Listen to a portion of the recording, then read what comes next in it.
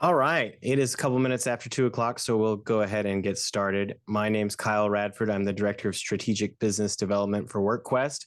Thanks everybody for logging in today to our training on using the transportation management system for our freight logistics contract 962 S5.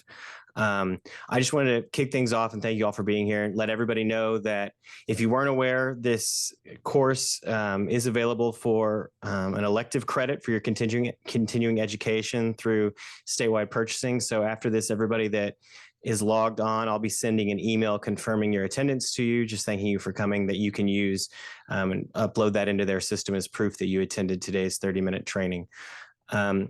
If you have any questions ever on how to use the contract, you can always contact me, Kyle Radford, with WorkQuest. My information is on the contract page on SmartBuy. But today is all about how to use the system, how to log on and book shipments and get quotes through the system. So I'm going to turn things over to Edgar Cantu. He is with Southeast Vocational Alliance, or SVA. They are the provider in the Works Wonders program that actually performs the freight logistics services for us. So if you've ever used the system before, you probably know Edgar. He works with a lot of you, but Edgar, I'm going to hand things over to you. You can kind of get things going and share your screen and show them how to use the system. So thank you all for being here. Great. Well, hello, everybody. Thank you. Like Mr. Radford said, my name is Edgar. I've been with SVA for about a year or so. Hopefully this training is very helpful for you guys, not to only understand how to use the program, but also if there's some questions that you may ever have, this kind of will help out as far as with accessories and things like that. So with that, let me get started.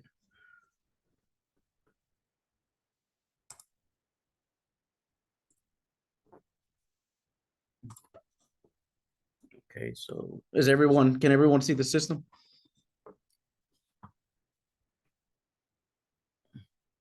Yes, we can see it. Perfect. Okay, so for most of everyone that uses our TMS system, as Mr. Radford says, you will pretty familiar with the screen here. I'm going to go ahead and start off with adding a merchant. Actually, first, so if once you add your merchants, you'll be able to see them, and they'll be in your actual database here.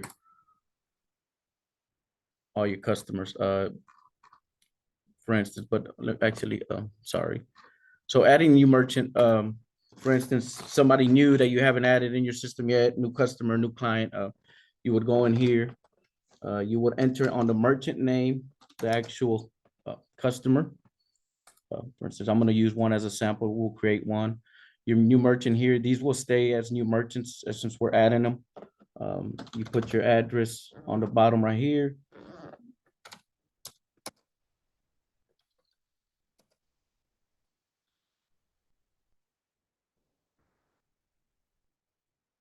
Your zip code. And if this is a location where you work from, usually like the shipper, most of the people, what they'll do, you could click here as a default. So every time, like for instance, if I'll click here as a default and proceed with the shipment, every time when we open Banyan, if you're the shipper, it'll actually upload to that particular address. If you want to set it as a default, we won't do it because we ship for multiple customers. So we kind of leave it blank and add as we go. On your contact data, you would enter the information you may need for the shipper in case the carrier has to get a hold of anyone. All your basic information.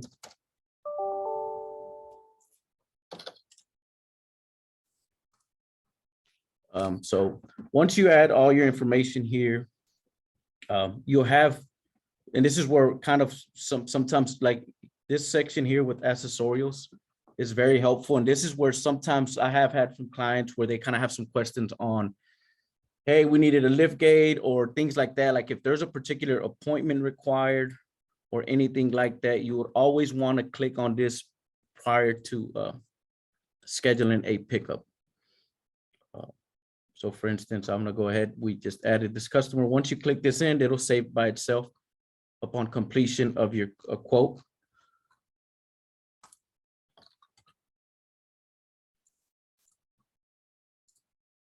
This is adding, what I'm doing now is adding the end user.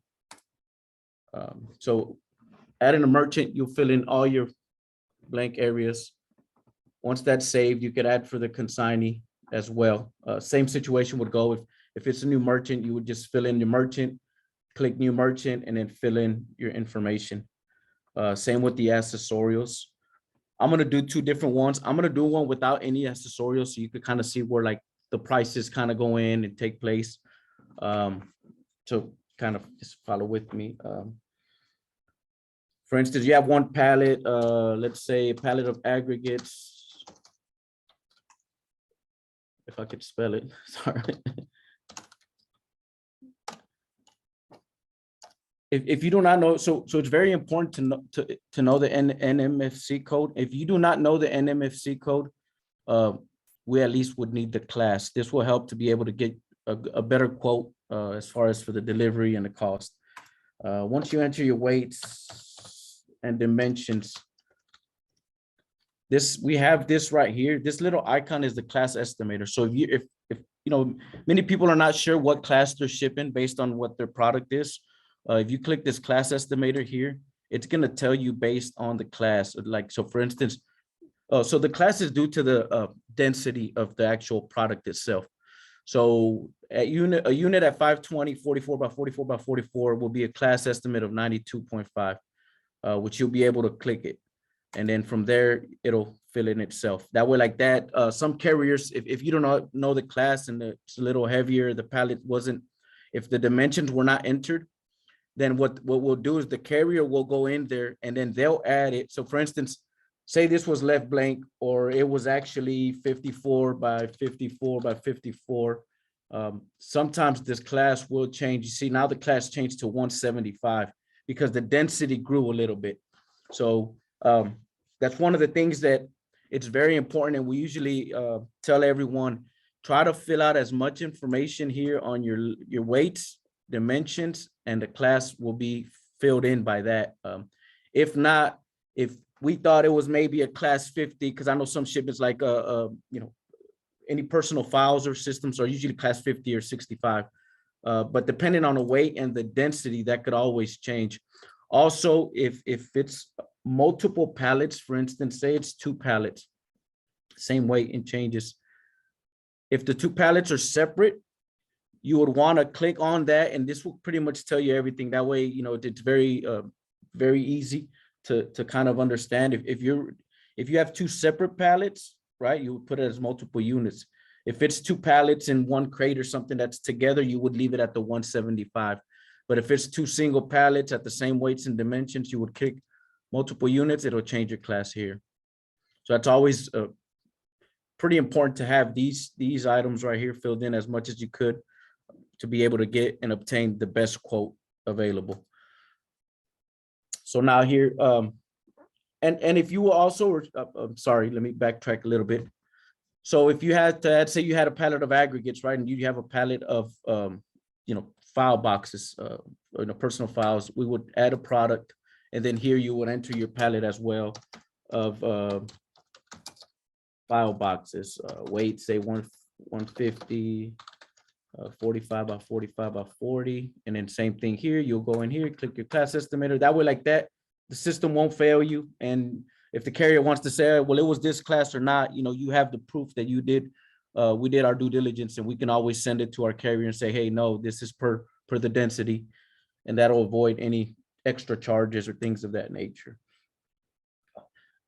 Before scheduling, here in the shipment data, what this kind of does is it adds the accessories for, so for instance, if it's a total of 3 pallets right here, you would just kind of mirror this. It would be 3 pallets here.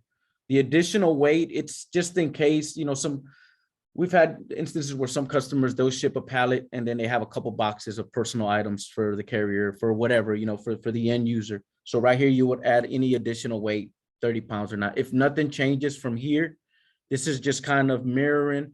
The only reason we use this is to be able to use these accessories here.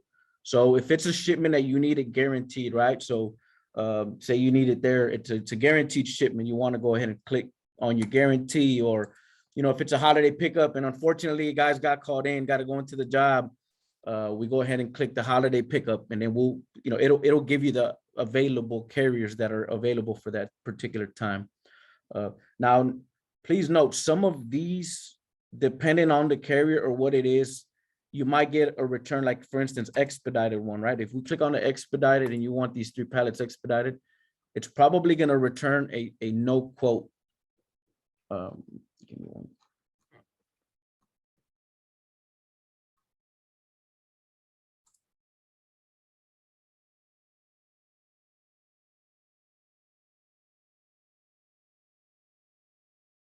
See, it keeps coming back as, see, you'll get this note here. It'll just say nobody rated it. The reason is that, like, expedited shipments, we put this flag so you can contact our department. And most of you might know my email or information. And if you don't, I will make sure after this meeting, what I'll be doing is sending Mr. Radford my email, my contact number, along with SOPs for this actual shipment as well, for all this, how to, how to add a merchant. Everything I'm going through right now, showing you, live, I'm gonna also be sending SOPs for, so we can have step-by-step, So I'm not the best presenter, so kind of working on that a little bit. So, but definitely we'll be sending a how-to itself. And again, so the reason why we stopped this is so anything expedited, we like to ourselves contact the carrier immediately and make sure that it is expedited, because we understand expedited is, it's hot and it's urgent, and leaving it for systems to communicate on urgent shipments, sometimes it's I'm not saying it won't work, but we prefer to do live communication with those expedited loads and take care of the customer appropriately. So, but with that said, so other ones, like for instance, guaranteed shipment, right? So if you click the guarantee here, you just click your update. And then once you click here, click your rates, it's going to give you the cost, and it'll show you here.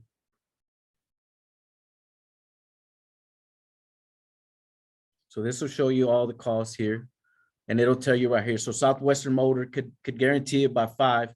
It's a day transit, and this is be your cost, right? So based on who you would like to use, like for instance, YRC is a 2-day, Southeastern.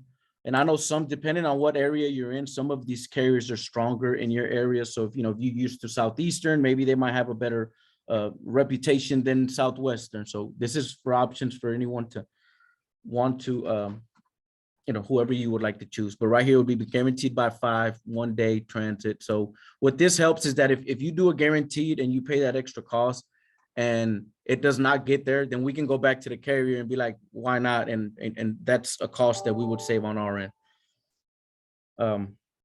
So again, it's $319 for a shipment guaranteed. It's just going from Texas to Texas, so it's not too far. So if we take out and just kind of show you the difference costs, so right there, you're like, oh no, you know what? I don't want to guarantee it. Just go back to your edit here.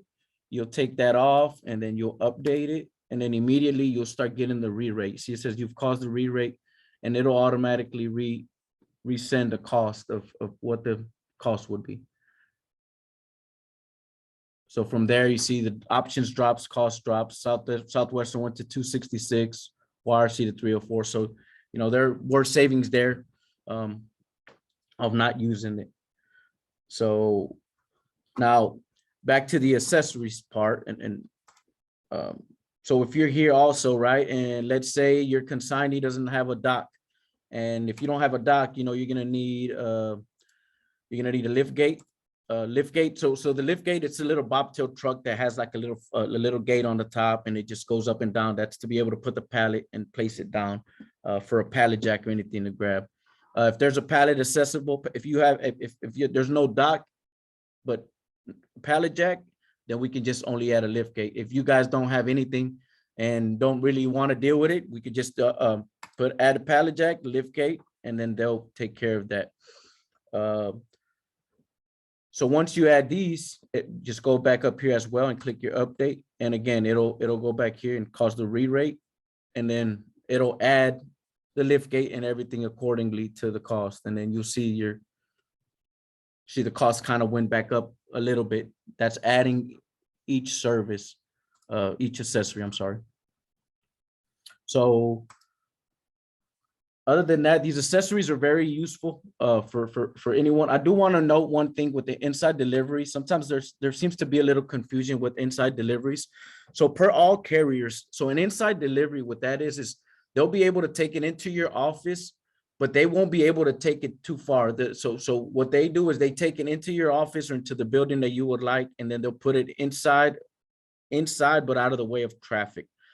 We've had some situations where, you know, some customers believe that it's an inside delivery to where they could take it in and down the hall and things like that, which, you know, some drivers, to be honest, some drivers will, you know, like if y'all have grown a good relationship with some of these carriers, some of those drivers will take that extra step and help out. But technically per their company, there's, you know, it's inside deliveries, just inside the door and out of the way of traffic.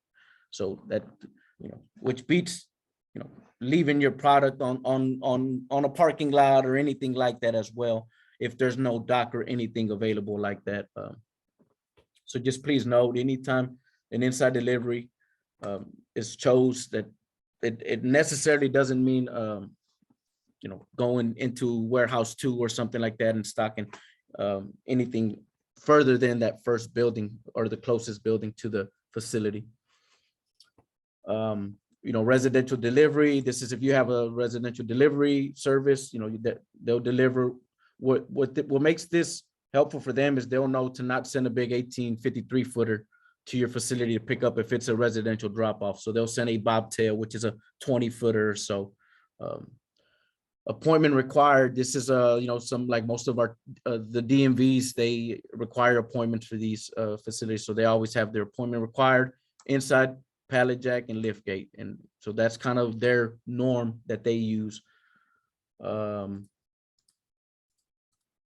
Sorting and segregating, this option is limited. We do have some carriers that do it. The sorting and segregation is if you have a pallet with multiple items and you'd kind of like them to sort it out and put them on a separate pallet for you.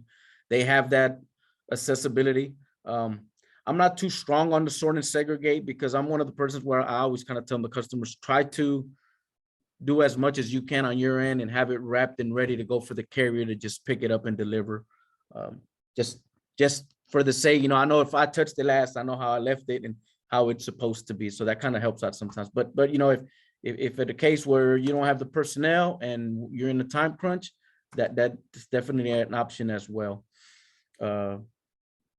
Marking and tagging, this is the same thing. This is kind of like the sort and segregate.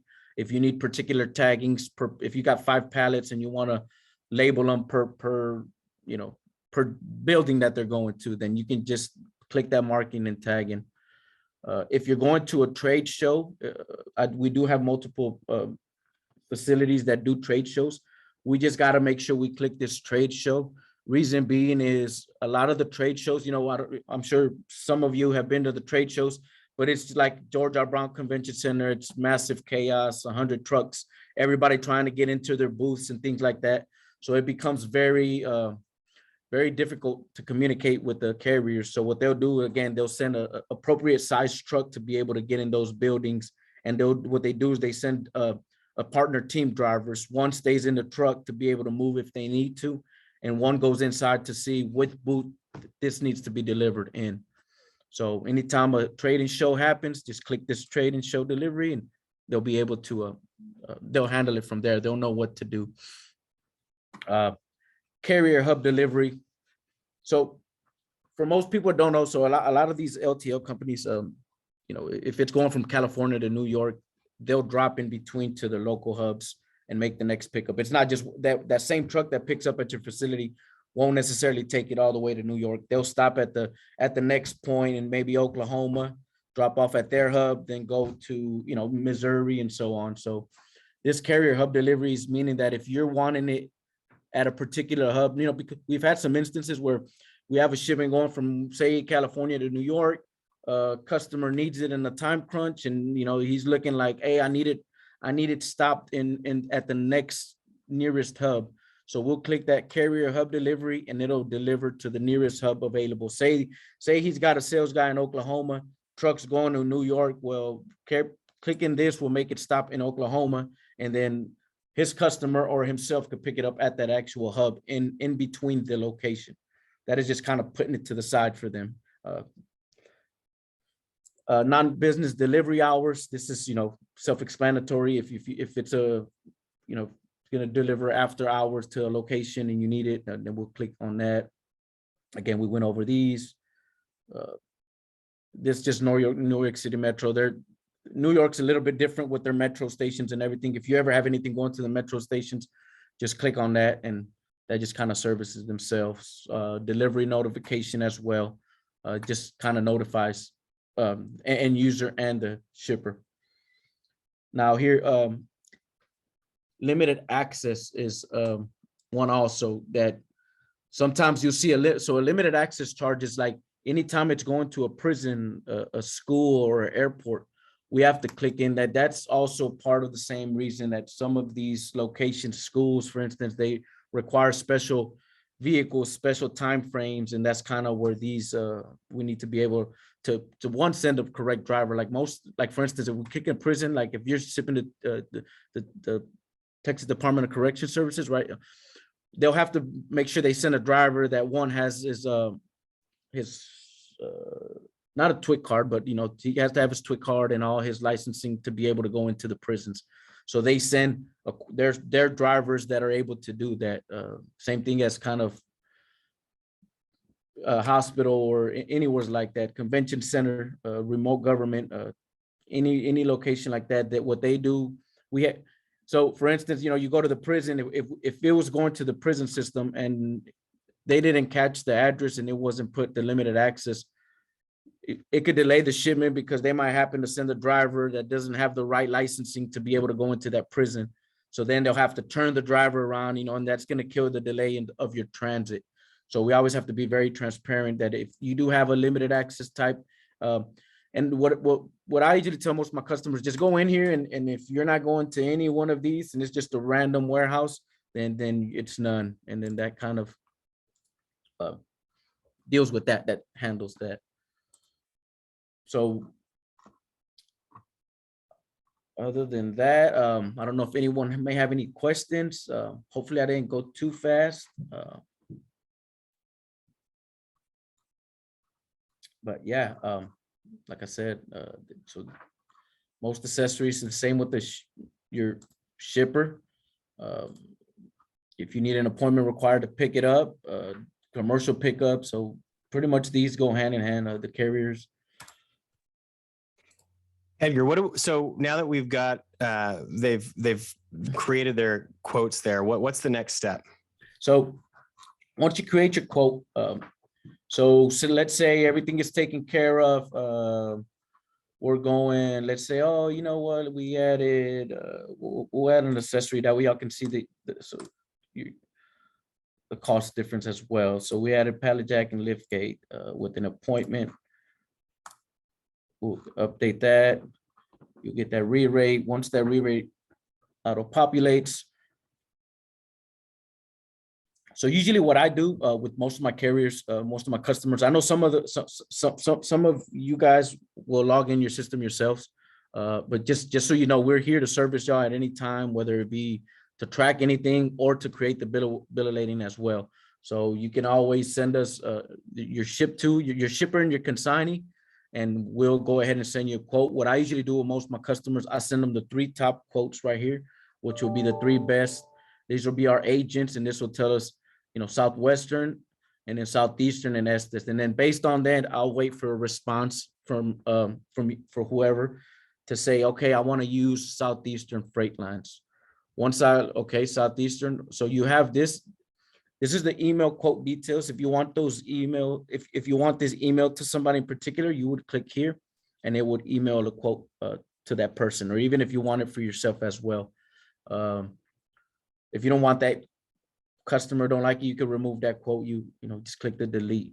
But you want to go with Southeastern, Southwestern, let's say, has not been nice to you, or that area is not strong with Southwest. Some areas are, like I said, are stronger in some zones, different zones. So you would just click this book the quote. Once you click the book quote, this will pop up right here. This is telling you your cost. This is telling you the pickup date. So if you scheduled it for tomorrow, you would click tomorrow. The time you would want it picked up at 7 o'clock, let's say. Once you enter all this, all you have to do is click this book. Clicking the book will schedule a pickup itself. So right here, you'll see pickup accepted, success. It'll tell you when it was accepted and the date. Once this refreshes, right here, you'll get all your information right here. It'll tell you the carrier, the transit time, the estimated delivery time, and then here's your bill of lading number, the quote number, and the pickup number. This pickup number is very useful in case in case Southeastern hasn't picked up or you have a question with them, you can reference that as well. So once you do that, on your top end here, and this, you can always edit it if you want to change the pickup date or anything like that. But most of the time, I leave it alone and let it kind of take care of itself and go ahead and proceed with the pickup. So right here's the actual pickup date. Since we scheduled it for today, but you don't want it till tomorrow, you just kind of gotta, this will be the actual pickup date. You can change this till tomorrow. Sorry. And what I usually do is I'll leave it here, because it's late. Say for instance, today it's 2:30, it's late in the day. I put the pickup for tomorrow because it's kind of late.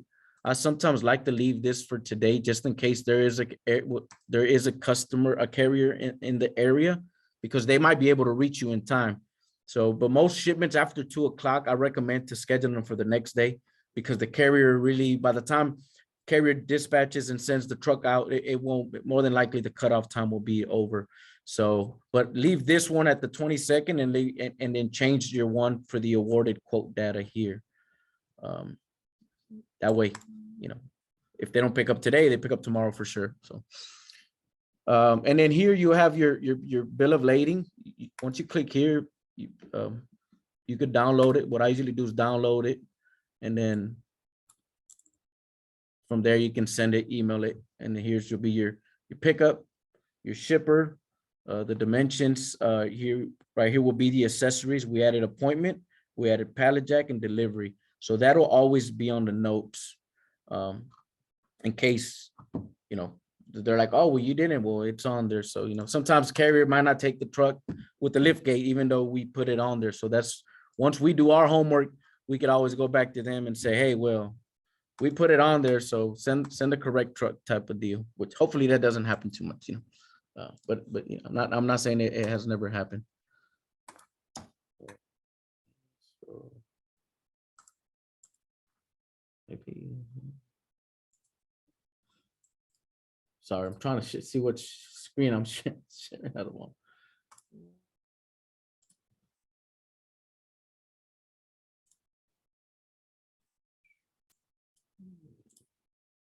Okay, so bear with me. Okay, so also here again, here's the view, and then you could download it, view shipping labels. So you view your label is your bill of lading, and then once you got this, what I do, I'll download this, I'll send it to the customer, and I also go here, get the shipping label, and then I'll download that as well, and then I'll send that to the customer as well. So anyone that usually sees any emails from me, I'll be like, thank you, please see attached your BOL and your shipping labels. So this is your BOL, and this will be your shipping labels.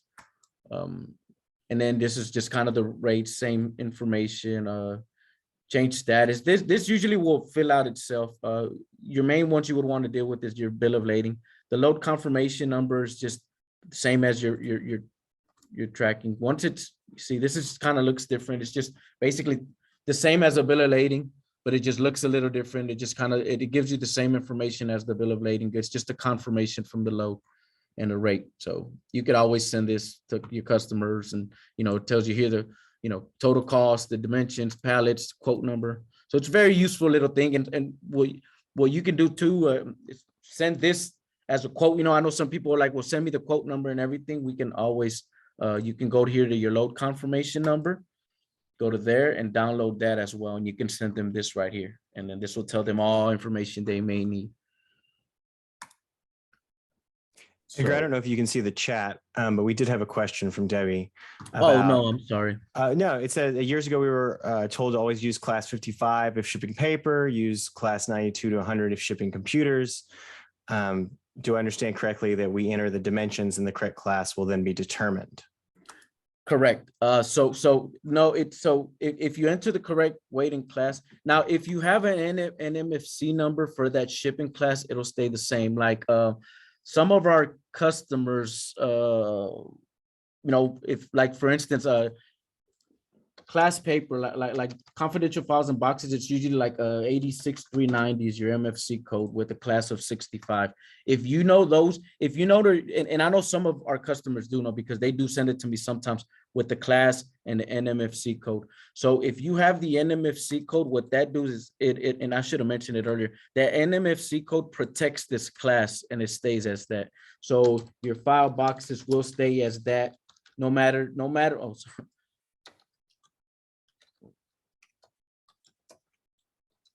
No matter how much your weight or dimensions will change, if you know the NMFC code, that's just kind of like a serial number saying this is what it is and this is the product. But yes, so if you do know your class, your NMFC number, then the class you use could be the 55 or 65. If you do not know the NMFC code, I would highly recommend you to just go off this the class estimator, because the class estimator is gonna, like I said, it's always gonna be on the density. See those, that's just always, because all shipments, the class for every shipment is due to density. So I'm not sure who may have said that before. Maybe they were confused on how to explain it, but no, to be honest, if you do not have an MFC code, I would highly recommend to use the class estimator. And again, if you do have your NMFC number, then go ahead and proceed with the class that you're used to. I never use to personally what I do. I never use, unless an NMFC is provided to me, I don't even use the NMFC code. I prefer the system to tell us what it needs to be and what it should be. Cause like that, I feel like, hey, I could always go back and be like, well, the system told me it's class 65. So why am I getting charged for class 90? And then that's always in the pudding. And that's always there. See, now it changes to 250. So anytime you add and you change just even weight, sometimes it'll change your class estimator to 70. See, so that's all on. And if you notice, your density changed to 16. Well, if your weight was 450 pounds, then your class density is going to be a little lower. It'll be an 8 at class 110. So I like this. I think this is the best way to use it. But again, if you do have an NMFC numbers, go ahead and write down the class and it will not change for you.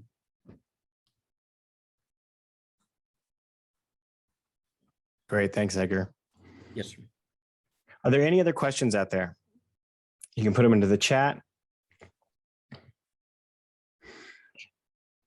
All right. Well, if you do think of questions, you can always email me. I'm going to put my information in the chat. It's kradford@workquest.com. My information is also on the contract page. We've recorded this, so we'll be putting it up for you to return to or refer to if you have any other questions, or if you want to send this out to someone else who wasn't able to attend today. And we'll make sure to get a confirmation email that you attended to everyone, so that you can get some elective credit hours or credit time for this as well for continuing education. Edgar, do you have anything else that you wanted to mention? No, thank you everybody so much. As stated previously, I'm going to send Mr. Radford how-tos on everything as well, on adding merchants, understanding the class, and everything we went over today as well. So you can have it in paper, be able to print it out and just give it to your colleagues at work as well. Yeah, I'll make sure that goes out with the confirmation of attendance, everyone. Well, thank you all for attending today, and we will, good luck in using the system. Reach out to us if you have any questions. Thanks. Thank you. Thank you.